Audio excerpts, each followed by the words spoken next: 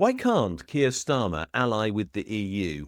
I think there is a very clear and obvious explanation for the reason why he won't do that and why he is almost inevitably embedded in a relationship with Donald Trump, much as I hate to say it and much as I really do not like thinking about it. The reason is quite simple. Keir Starmer, for better or for worse, for richer or for poorer, has decided that he is wedded to the private equity and hedge fund sector. When he talks about foreign direct investment into the UK, for example, who does he go and talk to? The very big pension and private equity managers, the people like BlackRock and so on, who are in control of trillions of dollars of funds worldwide, provided to them by savers and in particular by pension funds. And he believes that these are the people who will be funding whatever it is that he wishes to do to fuel growth in the UK, although we will know that there is no sign of that happening as yet. He does not believe in the power of government to create that growth. He does not believe it is the job of the government to attract savers' funds through the issue of bonds or through the issue of dedicated ISAs, as I have proposed, to raise money to do direct investment into the things that we need, like new schools, new hospitals, new transport infrastructure, new energy systems, and so on.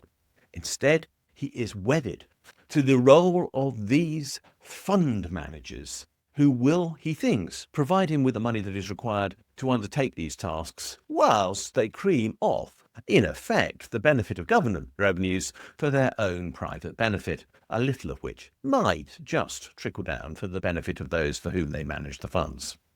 That is why Starmer is allied with Trump. Because let's have a look at what's happened in the US already since Trump has been in office. One of the big issues that has arisen there is Trump's demand that Panama hand over the Canal Zone to the US to administer, because Trump claimed that it was under the control of China. Now, that wasn't quite true. The ports at either end of the Canal Zone were under the control of a company which is controlled by a person who is Chinese. And that is where Trump's claim came from. And since he has been in office, that person has agreed, through their quota company, to sell those ports and a whole pile of other ports to BlackRock, one of those fund managers. And they've done that on behalf of Trump. They have, in effect, become the instrument of the US state to achieve the policy goal that Trump set out to deliver, which is to effectively bring the Panama Canal Zone back under US control, but he's done it via private equity. That is astonishing. The Chinese government is still objecting, but I suspect it's going to go ahead anyway. And the point is that this is exactly the sort of deal that Starmer wants to do. He does not want to engage directly in investment activity. Look at GB Energy if you want to see that. GB Energy has no employees as yet, but supposedly it's going to transform the energy systems of the UK. That's nonsense. It is simply a private equity operation in which the UK government has a 25% stake.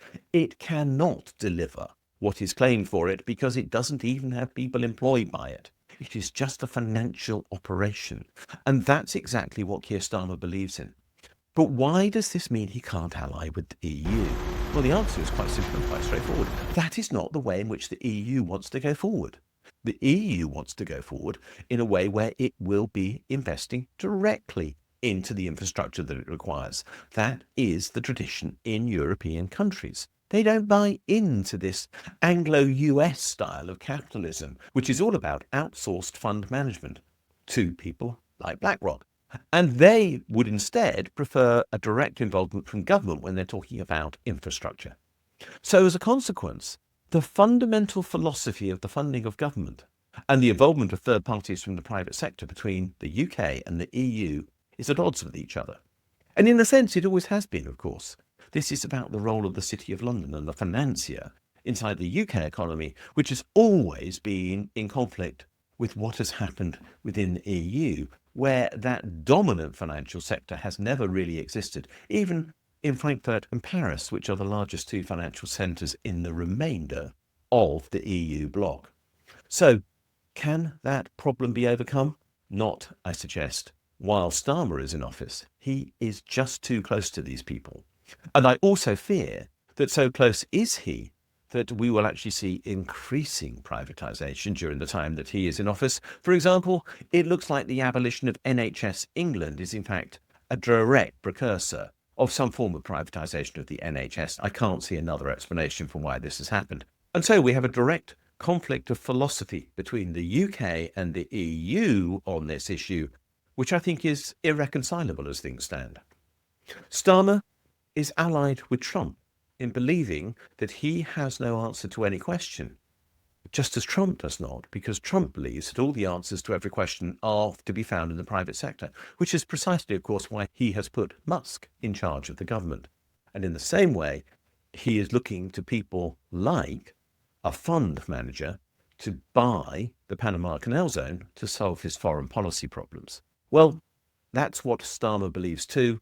And this fundamental difference of approach means there's very little chance, in my opinion, that there is going to be any form of progress in creating a stronger alliance between the UK and the EU anytime soon, by which I mean for as long as Keir Starmer is Prime Minister.